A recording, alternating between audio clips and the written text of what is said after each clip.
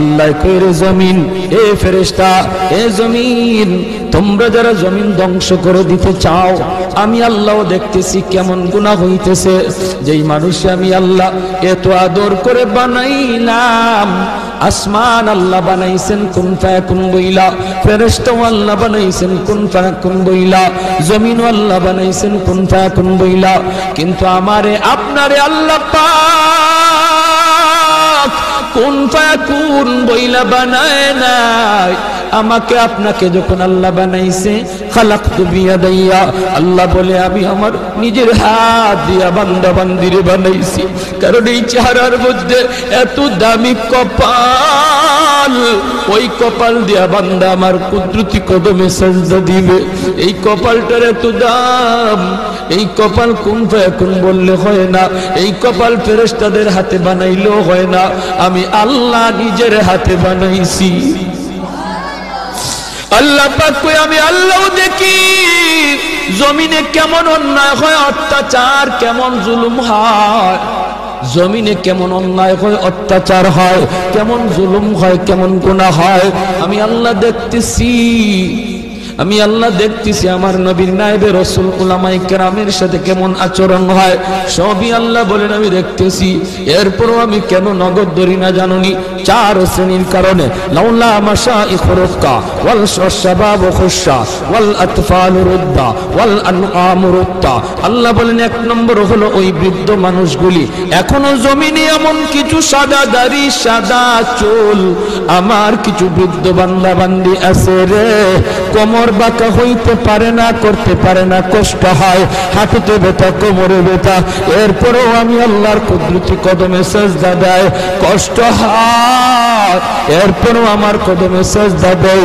এই সাজদার দিকে তাকাইলে জমিনের প্রতি মায়া লেগে যায়। দুই নম্বরে আল্লাহ বলে ওয়াশবাবু খুশা, কত যুবক অন্যায় কাজের দিকে দৌড়ায়, নাপাক প্রেম ভালোবাসার দিকে দৌড়ায়, জিনা বেবিচার মদ গাঞ্জার দিকে কত যুবক দৌড়ায়।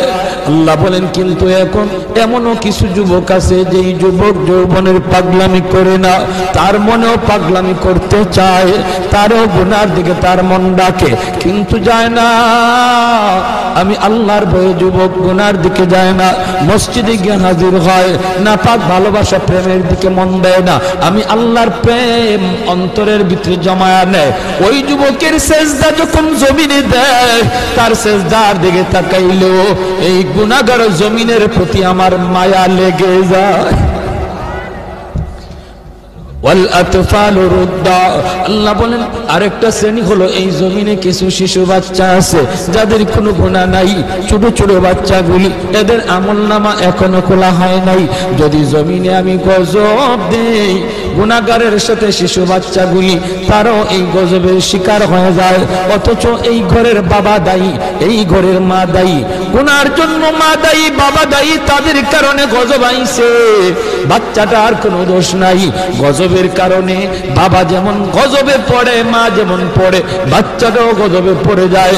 তার কান্নার দিকে তাকাইলে আমি আল্লাহ এই জমিনের প্রতি মায়া লেগে যায়।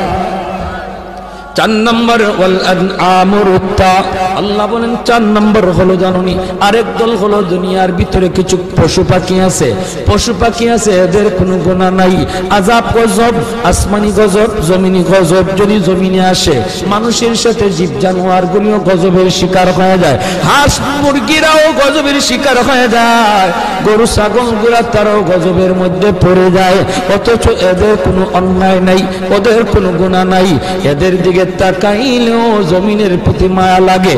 আল্লাহ কেউ জানুনি রে জমিন, জানুনি রে ফেরেশতারা, যদি এই চার শ্রেণী জমিনে না থাকতো, যেই হারে জমিনের মধ্যে গুনাহ চলছে, যদি এই চার শ্রেণী না থাকতো তাহলে আমি কি করতাম?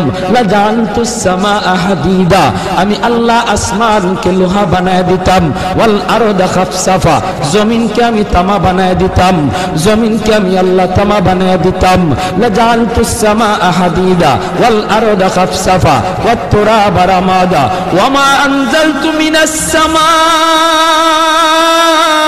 কাতরা,